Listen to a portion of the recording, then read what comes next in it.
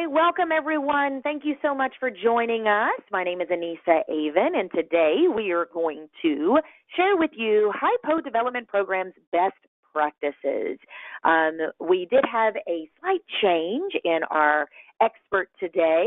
Our previous topic was also about high potential development best practices and was focused more on learning agility, which we are going to address today. But due to some technical challenges, we had to scramble, and I'm super excited to introduce our program today. So thank you for being here. Real quickly, I want to introduce you to our program sponsor, and that is the Whitmarsh Consulting Group. If you guys are not familiar with David Whitmarsh and bestpracticeinhr.com, he sponsors our webinars as well as many other pertinent HR and best practices in human resources and employee development and human resources strategies. And David can be reached at wcg-bp.com. They work with organizations to support an increase in their digital footprint among other marketing initiatives. So my name is Anissa Avon, and I am the founder and CEO of Turnkey Coaching and Development Solutions.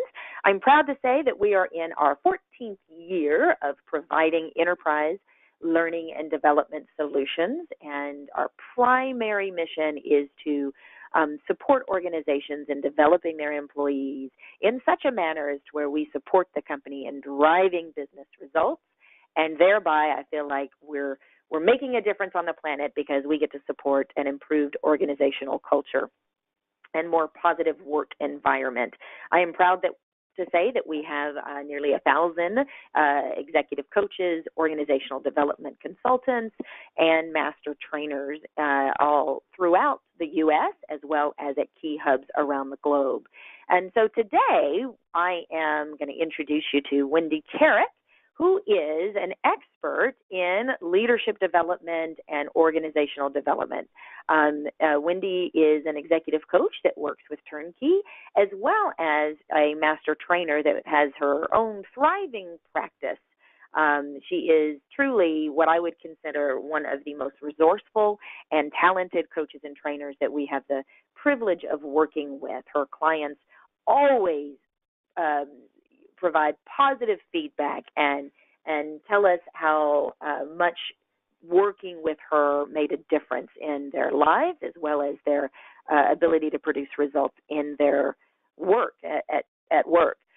Wendy, what am I missing about your experience and your work with Fortune 500 companies, and what makes you an expert on HiPo development? Oh, I appreciate that introduction, Anissa. Thank you so much, and I am just so happy to be here. I love development, as you can see from my background.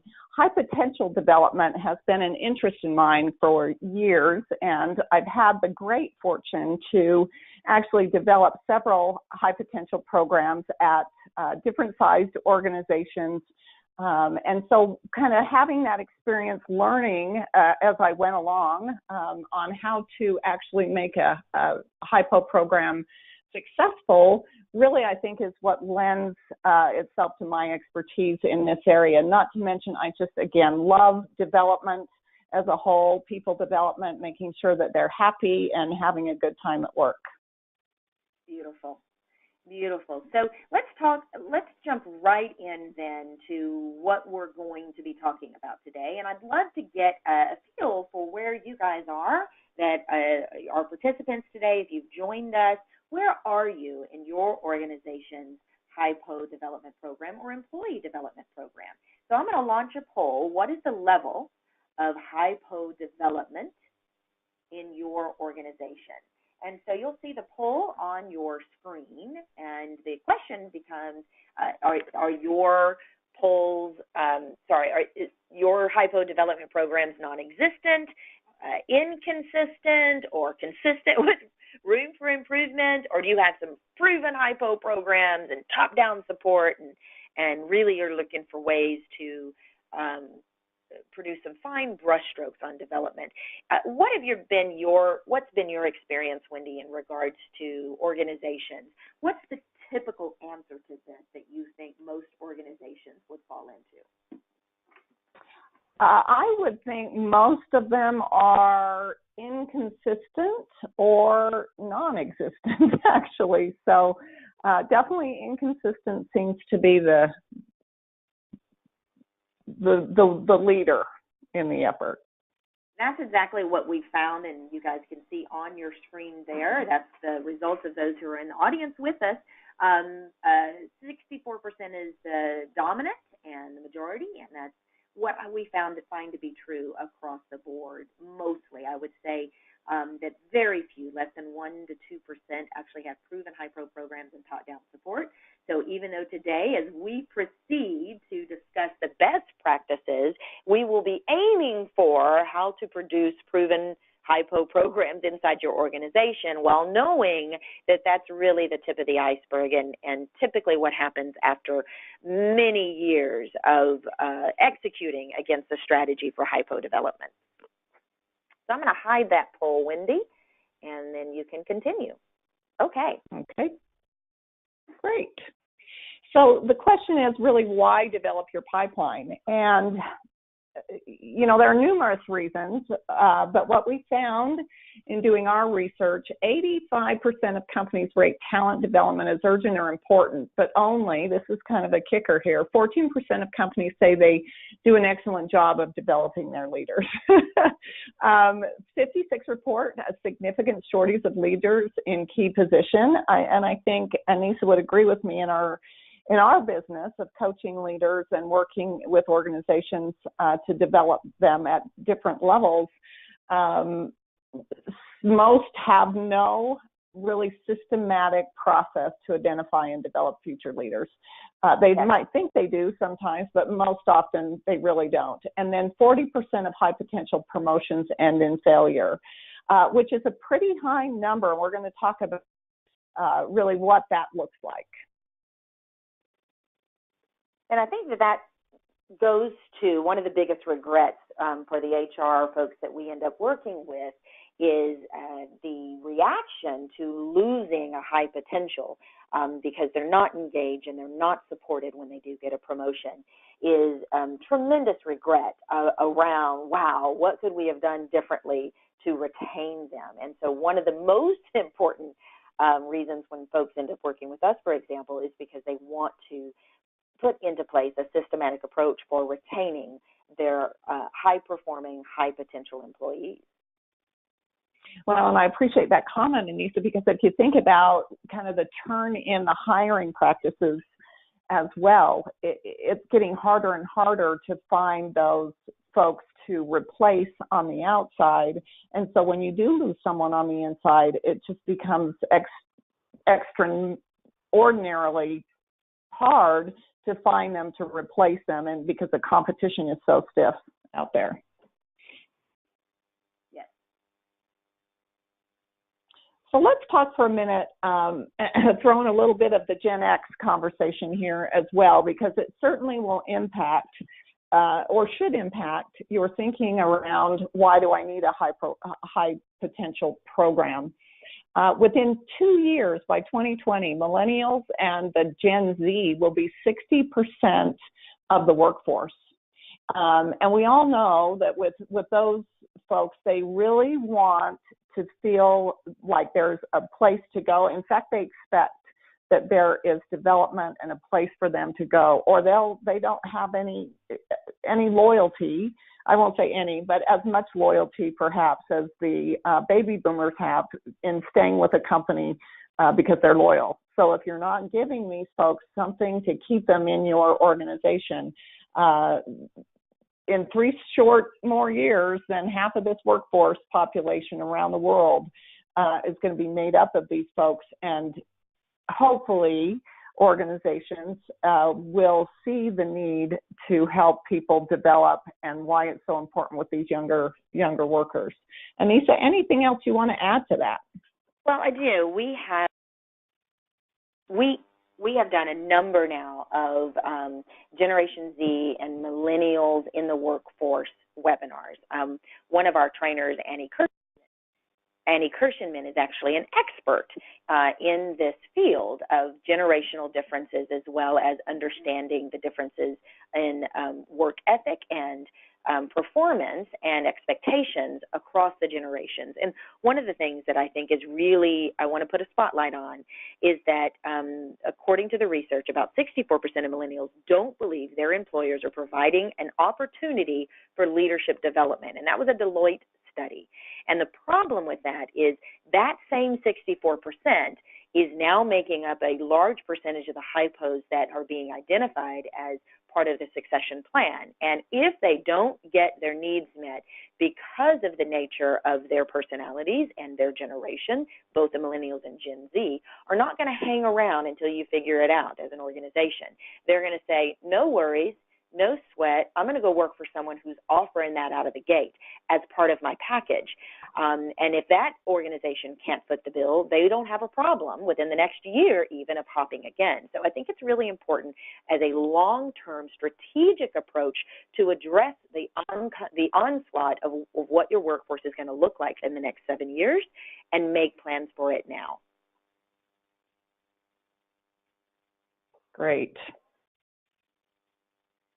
Let's talk about a little bit more research that we found. Organizations with strong learning cultures definitely are outperforming the competition. So if you look at those categories, innovation, quality, efficiency, agility, and market share, 17% more likely to be the market leader if you have a strong learning culture. I am going to imagine that it will probably increase too as we get these younger folks working and as they start moving through their career.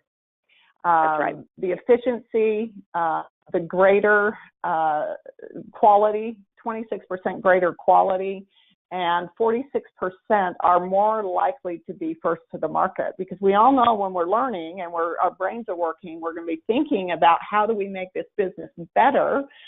So it just kind of feeds on each other. So this study was actually done by Bersin and Associates in 2010. So we're a few years behind on that, but I think you'll see this continue to increase. Absolutely. And one of the reasons why I love this study so much when I'm working with our HR experts is that oftentimes HR is tagged with, we'd like for you to be more strategic, right? We'd like for you to help us with our workforce planning and our future strategic objectives by ensuring we have the right people to meet our objectives. But what ends up happening is they are not often enough given the resources or the budget to develop the people appropriately. And so one of the things that HR has to do is have the research in their hands to be able to have that strategic conversation. Listen, if we want to be competitive, then training around thinking competitively, being innovative, what it means to be agile, what it means to be resourceful, how will we increase our market share? These are the kinds of numbers that a strategic HR professional can put on the table and say, let's have a talk about this, because this is why I'm asking for a budget for our high potential program. Great. I think we have another poll coming up. So why are you and your company interested in HiPo development? So Nisa, do you want to? All that apply here. We just want to get a feel for what is it that you guys are looking for? Why are you interested in HiPo development? Now, we understand based on our previous poll that most of the folks on the call either have inconsistent or non-existent programs. But that doesn't mean that you don't have a clear idea about why. Why are we looking into this? What is it that we're going to do? So we've got about 50% of the folks that have voted so far, Wendy, and it looks like, what would you guess is the most common answer so far? I would say identifying qualified leaders. Yeah, that's interesting. I'm going to close it out and show everybody. So almost neck and neck with retain the best talent, identify qualified leaders, and retain the best talent. I think it goes without saying, we'd all like to avoid hiring headaches. And if we can retain our best talent, well, we can mitigate the issues around hiring people that don't end up being a good culture fit or don't performing as promised. All right, I'm going to hide that. There you go. All right, and now we're going to get into a little bit more meat about, where do we go from here? Now that we've given you the why and given you some good statistics around, why it's important and kind of what's coming around the pipe, we want to make this as simple as possible so we can, you guys can get started putting a little bit more structure into your HiPo program. So the first thing we want to make sure that we talk about is identifying who are your high potentials. It's important to identify and to communicate as a leadership team about who these folks are and why they are high potentials.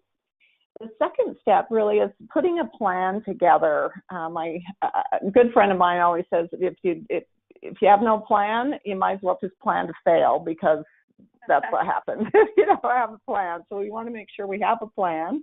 And third, we want to talk a little bit more about how to execute against this plan and just some key things that are really important to making this a success.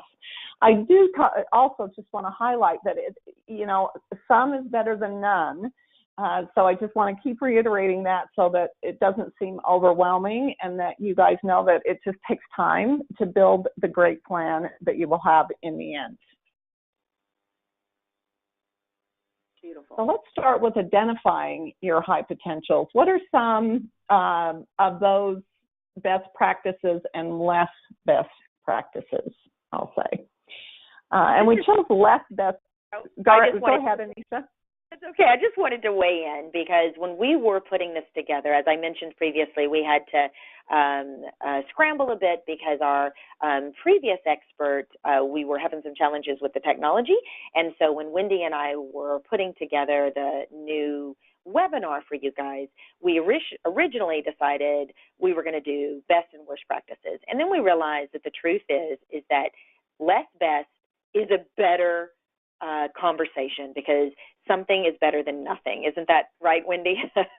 Absolutely. No question about it. Absolutely. Something's better than nothing, for sure. Because once you have something, you will get more. So. Well, that's just it's very easy to say, oh, it's the worst practice to do it that way.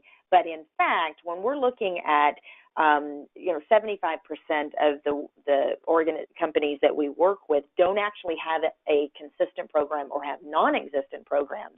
Something is better than nothing. So all of these less best practices are probably what you're going to often companies have to start with.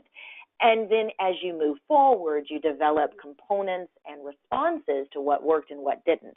Our hope today is to share with you what organizations have found after they have a seasoned approach, year over year, looking at the results, looking at what worked, looking at they wanted to improve. And this is what we're going to share with you today. Great. Thanks, Anissa. So the best practice, as we started out with, is identify who they are. You can just throw training at a group of employees and then hope they come out as high potentials. Oftentimes that's okay, and we definitely should have training out there. As we've said, it's a less best practice. But then identifying who they are, and then step two, communicating with the stakeholders to ensure agreement of who they are, is also an important piece. I found that when that communication process is skipped, or it's not finalized, sometimes you may think you have a high potential. You get to the point where they could be promoted. We're going through the interview process or that promotion process, and somebody in the team says, hey, wait a minute, I don't think they're, I'm not going to vote for them, or say they're good to go. So it's just important when you identify these folks and you put them in a program, you're spending all that time and that effort and potentially money to put them in a high potential program. We want to make sure that all of the key stakeholders are in agreement. So don't skip that communication process if you can help it. The third thing is you want to identify the HiPo metrics. So what are you going to be measuring against as you go forward? That can be things like competencies, training that they must attend before they go forward. Maybe they have to work on a project, for example. So you want to just identify what are those components and what are the metrics around the components. As I mentioned, agreement on who should participate. Not having agreement on metrics and who is participating can be a little bit dangerous, because then there's no goal, there's no agreement on the folks that have been identified, and so in the end you kind of get to the point of, well, it's time to promote. You don't really have anything to back up the decisions that you've made. You also want to validate, and this is really important. It's interesting that, you know, a lot of times we work with companies that have people they think want to move into their spot when they leave, or that they think because of their high performance that they're automatically going to be interested in becoming a high potential, but perhaps they're just really good at what they do and that's where they want to stay. So it's really important to validate the career path with the person that you're recommending going into the high potential program, because if they're not, then you want to make sure you can fill that with someone else. You know, and I think I think that it's important to acknowledge, I want to share a little bit of a story. We're working with a client right now, very large manufacturing business, been around for a really long time, have survived many mergers and acquisitions, and in 2018 had a really tough time, had to lay off, I think, something like 70% of their workforce, and they are back full force now 10 years later. So they're doing really well. But they have senior leadership that is within 5 years of retiring. And they've put together a program that includes training and coaching. But what they have skipped is confirming with those participants that they do indeed have an aspiration for the next level assignment. And what we're finding, and we're not able to share this in a as transparent a way as I would like to, because of the confidentiality in that we take in the coaching portion. In the training portion, we're able to be to foster that dialogue a little more fully, but in the coaching portion, we're not able to reveal this, and so it's been a real challenge for us to watch some of those HiPos or that have been designated as HiPos go through these training and learning and coaching events, and knowing that they do not have an aspiration for the EVP level, which is what they're being groomed for, quote unquote. And it's a real disappointment to see that happening. Now, on the other note, I am communicating that. I just am not allowed to breach the confidentiality that I've been privy to, if that makes sense. Great. And it happens all the time. So it's interesting to be kind of an outsider in an organization to see those things. So next, as we talked about, we want to talk about planning and why that's really important. One of the things as a best practice is, what are the development needs? What are really, when you get that group together that you're going to put through your high potential program, what are their unique needs? I'm sure that, you know, there's training that's available that people can go through, but I've found it's best to make sure that if you can customize that event, that learning event, so it's a little bit more customized for these folks, rather than it is just your high performers or anybody else that might take the training. A less best practice, of course, is absence of goals, absence of understanding what you need to do to move people through this process successfully. Number two, what components will yield the best results in developing your high potentials? Sometimes, you know, the blended learning approach is good, including learning. So maybe give them a project that they could work on that would be more at that next level. Having a mentor work with them as well to ensure that the project is going, you know, and they're getting immediate feedback. Evaluation is another important thing. Make sure that you understand what it's going to take for you guys to be successful in your HiPo program. Of course, a less best practice is poor learning opportunities and mapping. Again, just throwing training, it's there, go ahead and take it. But if you can structure it a bit more, it will be better. And then inconsistent or absence of a whole evaluation process. How are you going to know if you're successful? And then lastly, what is the backup plan? If someone doesn't make it through the high potential program, you just find they really don't have that learning agility, or they don't have emotional intelligence, that you find they're just not ready, whatever the reason is, there should be another backup plan to potentially move someone else in along in the process. And then fourth, the less best practice is saying, oops, it didn't work, must be employees or HR's fault, let's just throw up our hands and move on. We certainly don't want to see that. One thing that I will say, when I worked for Morgan Stanley, we had a group of, and in fact, we probably started out with too many high potentials. We didn't target it enough, but we just didn't have the inconsistent or the learning mapping that we needed. So we just had to really kind of look at that and say, okay, we really need this. So we put together more of a little bit of structure around the learning mapping, and I think that helped the program in the end. At least for that year, we continually evaluated, made it better as we went along. We also found that having backup, not that they've been communicated to, but back up in our minds or in the leadership's, the teams, the HiPo teams, senior leadership's minds of who else maybe we can pull in if we need to, if somebody fails. So a couple of things there just to think about if it's not working out as you move forward. Anissa, anything you want to add to that? Yes, I want to talk a little bit about the poor learning opportunity mapping and how that relates to the components. So if we were to look at an organization that has a proven program, we're talking about the 5% of organizations that have done this for 5, 10, 20 years, right? So they typically will call their learning university their leadership university or their learning university, right? And it has multiple components. It will have 360s, self-assessments.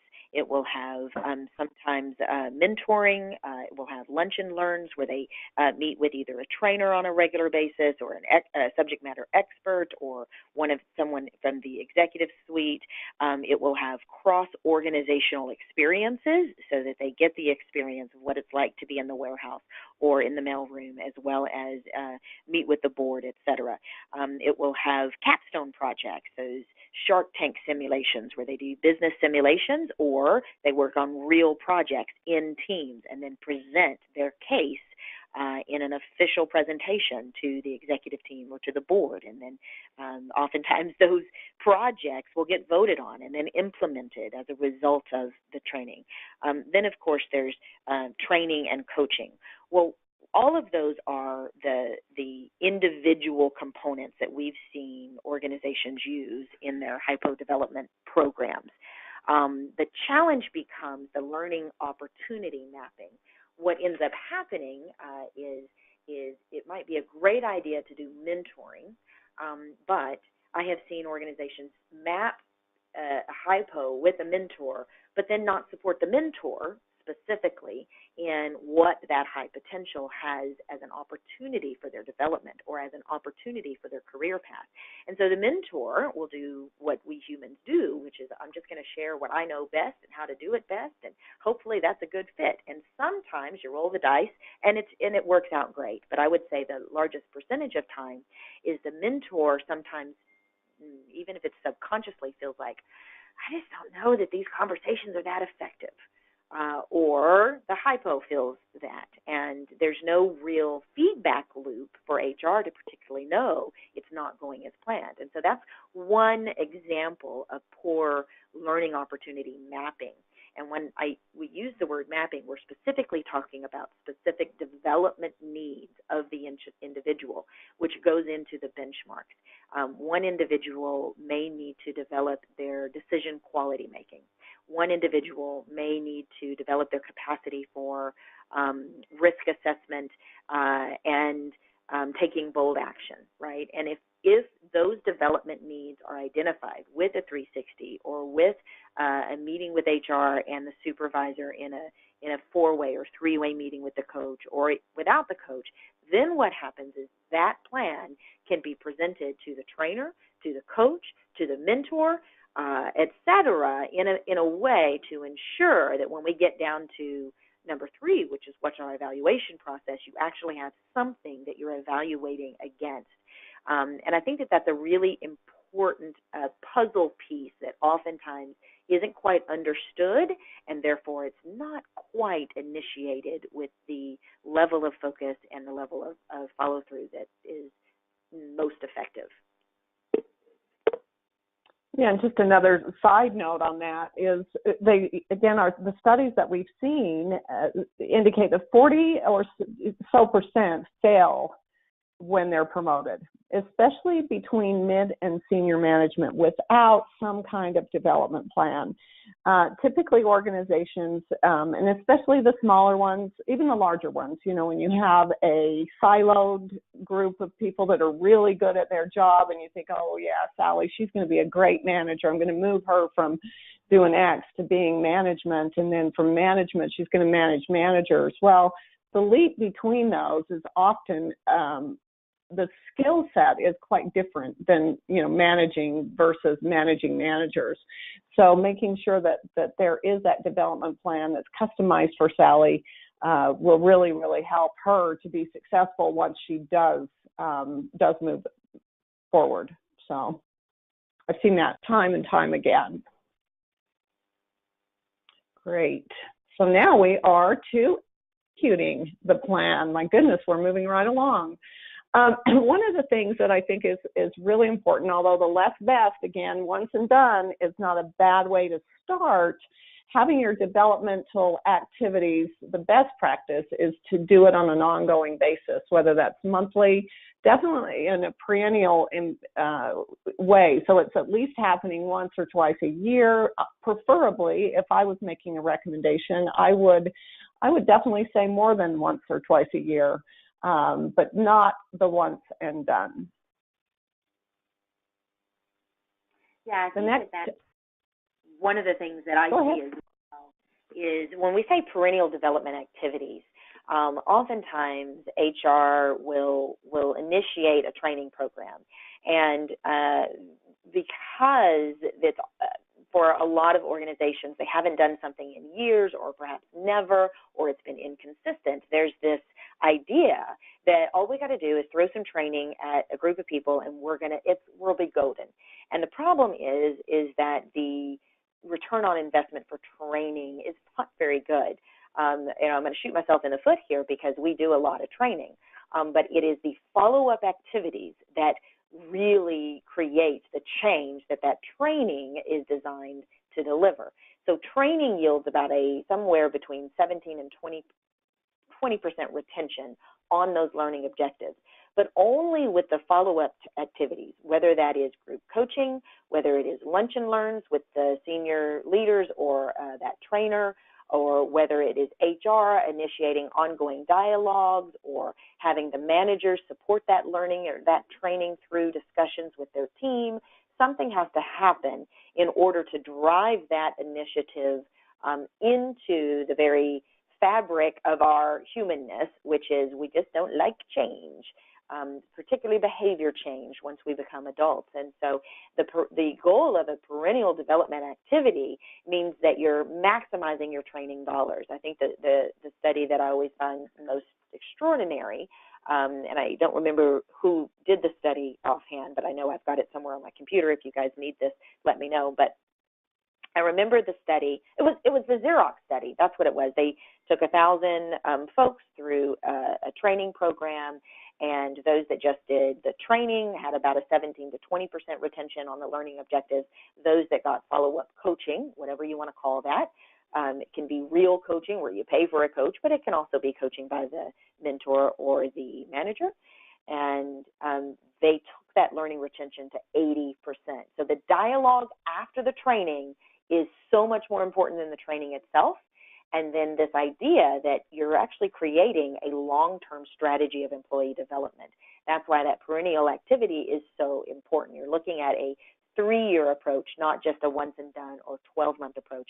And I find that HR professionals that present, this is a pilot approach, we're going to go with this for 1 year, but get ready, this is a long-term initiative, so we need to think strategically over the next 3 to 10 years in order to make sure we've got a well-prepared pipeline of ready now leaders. That's perfect. That's a great example. Thank you for that. Number 2, having a mentor and manager involvement is also key. Sometimes you don't have enough folks to be mentors as such. So manager involvement is going to be key in making sure this works, not only for the coaching, but also just the support that high potential will need as they move along. Mentoring is great if you can get some folks from cross-functional departments. If somebody wants to move into another department to move up, then it's really great to have a mentor coming from the department they're going to, give them a project and help them through that whole process. Mentoring can also be as simple as helping people really understand the new landscape they might be going into as well. What are the pitfalls? What does the culture in this different department look like than over where you're at, kind of thing. So it can be informal, it can be formal as well. So a combination of both often works. Again, on the less best practice side, there's little to no leadership team involvement. We want to make sure that everyone's engaged in this because everyone will benefit from this. Keeping the folks that are really good around in the company can only increase the successfulness of the company. Also, quarterly benchmarks and feedback. We've talked a lot about that, making sure that that's in place. Because you have to have something to measure against, especially as HR professionals. We want to make sure that we can say, look, we put this together. Here's what we did. Here's the success of the program. And guess what? We're going to do this again next year. We're going to do this and this next year. So it just really helps you build upon the program. Accountability and transparency. It shouldn't be a secret that somebody's in a HiPo program. People should really understand that that's the way to go to move forward and that there is a plan. Again, looking at our younger folks coming into the workforce and eventually they will rule the workforce, we want to make sure that we have that transparency and people really know where they can go and people are accountable to ensure that people get where they need to be. Of course, on the less best side, it's poor accountability and poor engagement results. So very important accountability as well. I will just give you a quick example. I mean, when I, again, worked at Morgan Stanley, I worked there for, almost 15 years. And we started off with just mentoring. We didn't have a HiPo program. It was just mentoring. There was really nothing for a plan other than just meet with your mentor. And that's kind of, you were selected. There were people selected, but it really wasn't communicated. It wasn't, there was no plan, and therefore we didn't execute well. Sometimes the mentors and the mentees were mismatched too, which often didn't help. So the next year, we really looked at it and we defined a bit more about what is this mentoring thing. And instead of mentoring, we started to talk about how do we develop people that, have been in the mentoring program, but what else needs to be there? Likely the folks that were in the mentoring program were at the top of our HiPo list as well. But then we started just to put a little bit more structure around it. We gave it some identified mentors. We had the mentee and the mentor interview one another. If they didn't think that was the right fit, they could do someone else. And so it really worked out to where everybody, was involved. And in the end, we ended up with benchmarks, and it became a program that they use today because it's just so structured and they had so much success in keeping their high potentials. So it can work, and it doesn't have to be, again, all at one time. If you need to start out small and build on it like we did at Morgan Stanley. All right, so let's talk a little bit about missteps in putting things together, selecting our high performers. We've talked a little bit about high potential versus high performer. We talked a little bit more we're going to dig into that a little bit further. And then we're going to take a look at these three least understood traits: emotional intelligence, learning agility, and that ever elusive executive presence that we hear. Well, they don't have executive presence, or I mean, we always know when they don't have it, but it's been hard to define when they do have it. So we want to give you some tools there. And then we also want to talk about performance management blind spots as we move forward. Excellent. So one of the things that you and I, Wendy, were talking about was the difference between a high performer and high potential. And we have some challenges with the common dialogue that you really only want to develop your high potentials, because a lot of our clients are small to medium-sized businesses of 500 employees or less, 600 employees or less. And the truth is if you're developing your top 10%, that's 50 employees, it's some of those are not going to be, quote unquote, what the experts say are high potential, but they are ideally at least your high performers, or a group that needs to be your high performers. And so, but I think it's important to understand as your organization grows that just because someone is a high performer does not make them in the category of the high potential. In fact, if you look at 100 subjective employees, you'll find that of those 100, only about 70, and all of them can be considered high performing or high potential in a variety of different ways that we assess them, but only 71% is in the high performance, and 29% are really those that are considered high potential and have that aspiration that we talked about earlier, that engagement and ability, which are the three key components. So go ahead, Wendy. Great, thanks. So approaches to HiPo identification. There's just a few things that we want to make sure that we highlight to think about as you're identifying those folks. Obviously the history, their prior experience, their prior performance, also looking at your planning factors. What talent do you need going forward?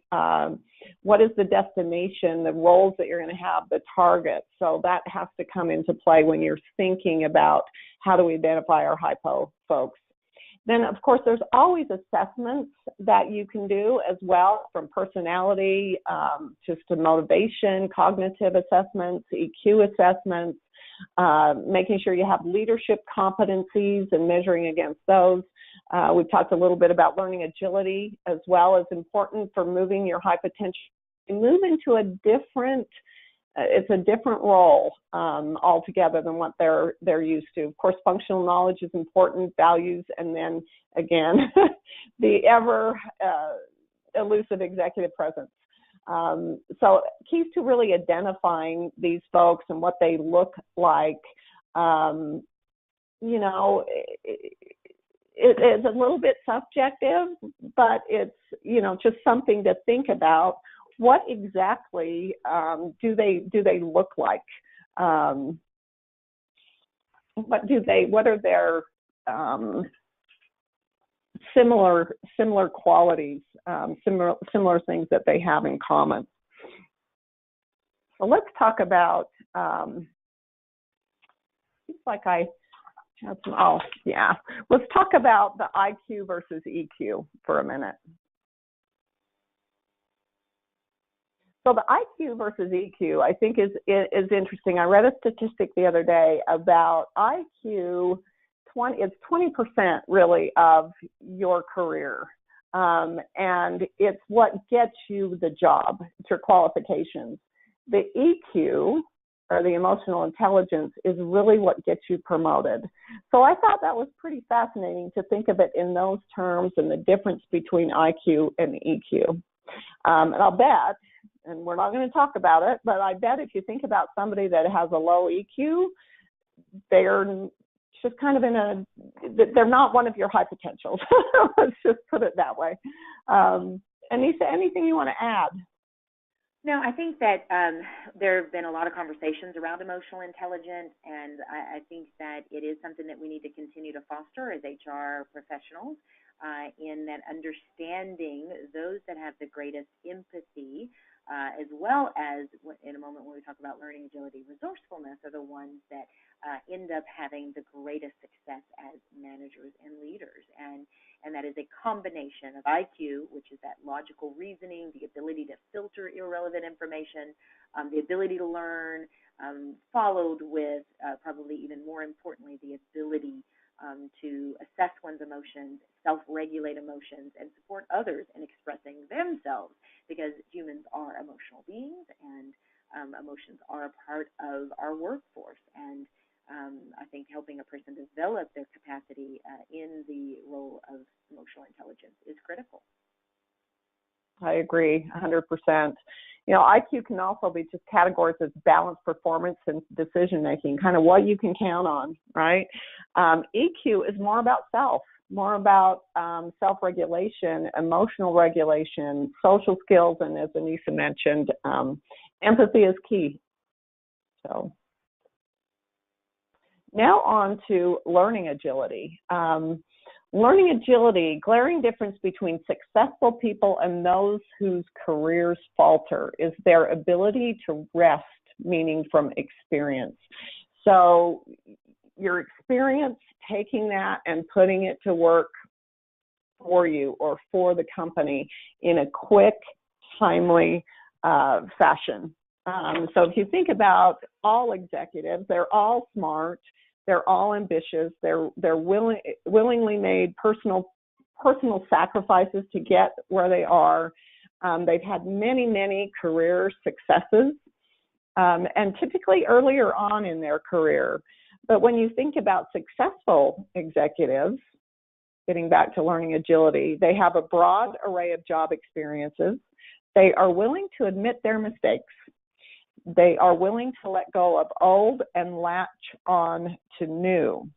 So learning agility is definitely behavior-based, and you can observe it in others and certainly learn to recognize and build those characteristics in yourself or in your team. A couple of other things about learning agility, they easily learn new functions. They are typically clever problem solvers. They think strategically. They perform well under new conditions. So change for that is really not that big deal. They just kind of move through it. So an easy way to recognize maybe someone that might be a high potential.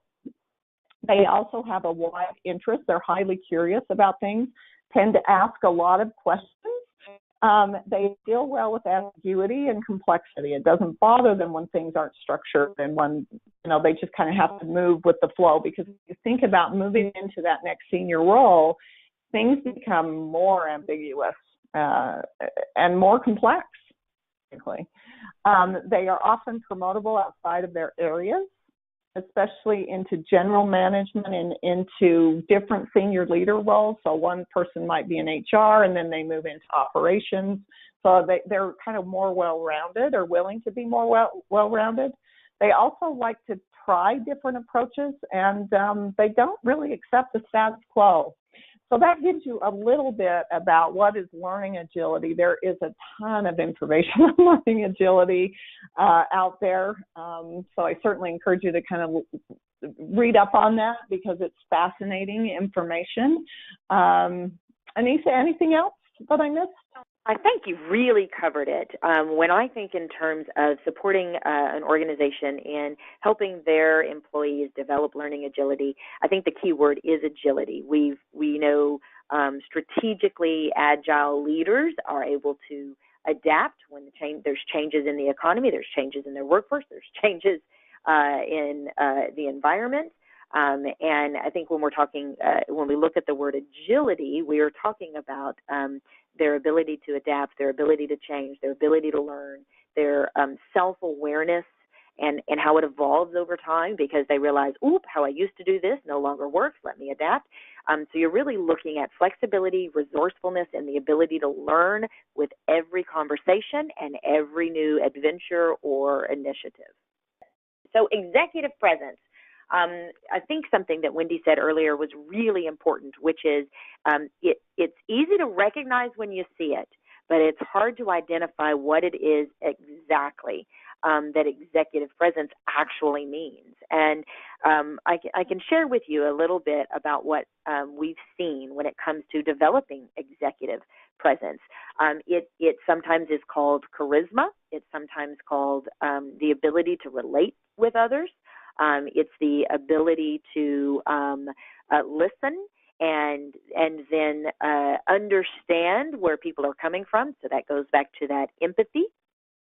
And I think that one of the reasons why that's such a important piece, and in fact, I want to hear from you guys about executive presence, what you think it is, as well as how important it is to you or to your HiPo development. So I'm going to launch a poll. Executive presence is one of the most important factors for HiPo identification and development. I just want to know if you guys agree or somewhat agree, or if you're neutral about this, or if you disagree. And then once you vote, you guys tell me what you think about executive presence. What does it actually mean? Here we are as professionals having a difficult time quantifying executive presence, let alone how do you develop that in an individual. But I do believe it can be developed. I do believe that it is something that we can put into our HiPo programs. And in a lot of the work that we've done, there is a component on presentation skills. There is something about supporting a person in fostering their ability to conduct an effective presentation and garner their sales and their negotiation capacity, because when a person develops those skills, some of that translates into executive presence. I do believe that there's more to it. So here we go. I want to show you guys what I find to just be interesting. Most of us either strongly agree or somewhat agree that executive presence is one of the most important factors. And what I find to be interesting about that is executive presence is also Wendy, by the way, if you can still hear, you have actually the PowerPoint. So if you can click it to the next one, then we'll go on to executive presence. I want to read a couple of the notes from folks who are talking about executive presence. And thank you, she says, I say neutral because I think it is a bias before they are identified as HiPo. I think that is a really good point and almost takes me exactly to the next point I was going to make, which is oftentimes folks will confuse charisma or forcefulness or assertiveness or boldness with executive presence, and they are not the same. We all know overpowering verbose leaders or high potentials who don't let anyone else talk. That is not executive presence, and that's the extreme, of course, but if you take that on a spectrum, that's not the kind of executive presence that you want to develop. So thank you for that. And I also want to share, Maggie writes, ability to think globally within the organization, executive presence. Now I'm going to hand it over to you, Wendy. Thanks for joining us. Great. Thanks for taking over. I don't know what happened. My goodness, you never know with this technology. A couple of other things just about executive presence that I would like to add to is, and this might seem obvious, right? But think about someone that's an executive and they come in and their shirt's wrinkled. How does that change your view of their credibility just because their shirt's wrinkled? It can be that simple. So dressing the part of an executive, I think, is important. Having polish, charisma, being graceful under fire is also a sign of executive presence. The other thing that I believe, and I've certainly read, is the authenticity of that leader or of that person. They know they can be trusted. So executives, it's important to be trusted, and I think that's a key one as well. Beautiful. So with that said, we'll move on to performance management. Now, I know that we want to honor everyone's time. We agreed to take about an hour, your lunch break, for this. So, Wendy, we're going to have to breeze through our next pieces, and then anything that we didn't cover or anything you folks would like for us to cover, I do want you to let us know. So go ahead, Wendy. Great. And so the good news is that we've covered some of this as we've talked. So best practice on performance management is manager engagement. Obviously, no manager engagement. Communicate managers' requirements. One of the things that we talked about was making sure that managers are on board and they actually have the skill to help coach and lead and provide feedback. So fostering that performance management and feedback process with the management, even if they're not part of the HiPo program, is going to be really, really important. And you can see the less best practices: failure to clearly define their role, failure to support management and people development. So it's critical that everybody is part of this and everybody understands their role and is supportive. So Anissa, I'm going to let you take this next one if you'd like, or if you guys would just like to read that. It's just one of my favorite quotes from a really great book, High Output Management. 90 minutes of your time can enhance the quality of your subordinates' work for 2 weeks, or for some, 80-plus hours.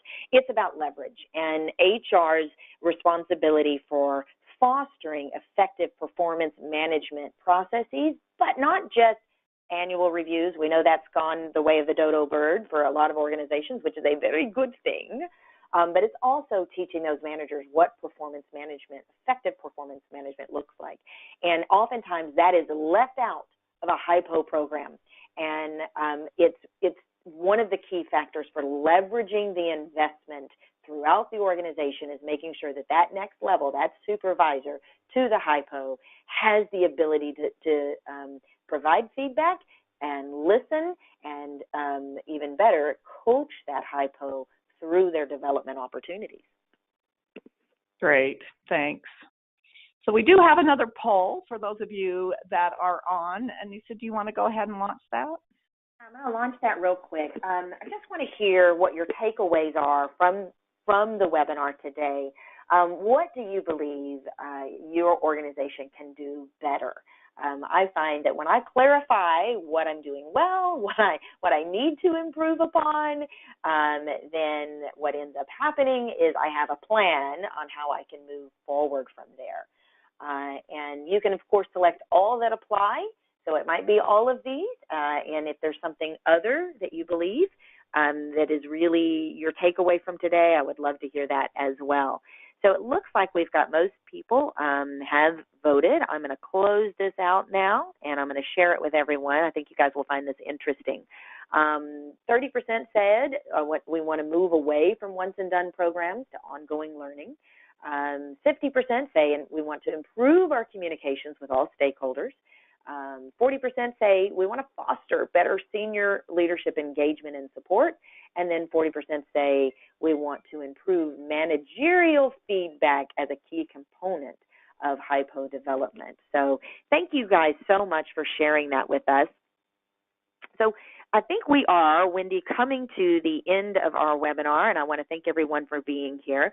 We are often asked, okay, now what? And one of the things that we do for our clients and for you folks that are on the webinar with us is if there was something that we talked about today that you'd like to have a deeper dialogue about developing your HiPo program, we offer a Fast Pass strategy session. It's no obligation, and we don't charge a thing. It allows you to have a deeper dialogue about this learning opportunity that we just went through in an effort to support you in your goals in your organization without obligation or without an investment. So in 60 minutes, either Wendy or I can help you identify your current position as well as your future growth challenges. We're pretty good at it. That's why we can do this in about 60 minutes. We can help you clarify your key opportunities as well as your most critical gaps, or how to analyze that in order for you to take away homework to get that done. We can also help you identify your most important 3 immediate actionable steps and identify your primary long-term goal as well as 3 potential projects to evaluate in order to achieve that. If you'd like to take advantage of that, don't hesitate to reach out to me. My email is on the screen there, anissa@turnkeycoachingsolutions.com, and either Wendy and I will be back in touch, or reach out at 281-469-4244. As always, I'd love your feedback. Wendy, anything you'd like to add before we sign off today? No, I just thank you guys for your time and all of your attention. Likewise. And I know that we didn't get to questions. There wasn't actually questions that came in. You will get a copy of the slides, so thank you for asking. If we didn't address something that you would like to email us about, don't hesitate. We're happy to support you in that way. So thank you so much, Wendy. I really appreciate you sharing your expertise with us. Oh, and thank you. It's been a pleasure. Thank you, everyone. You guys have a fantastic Thursday afternoon.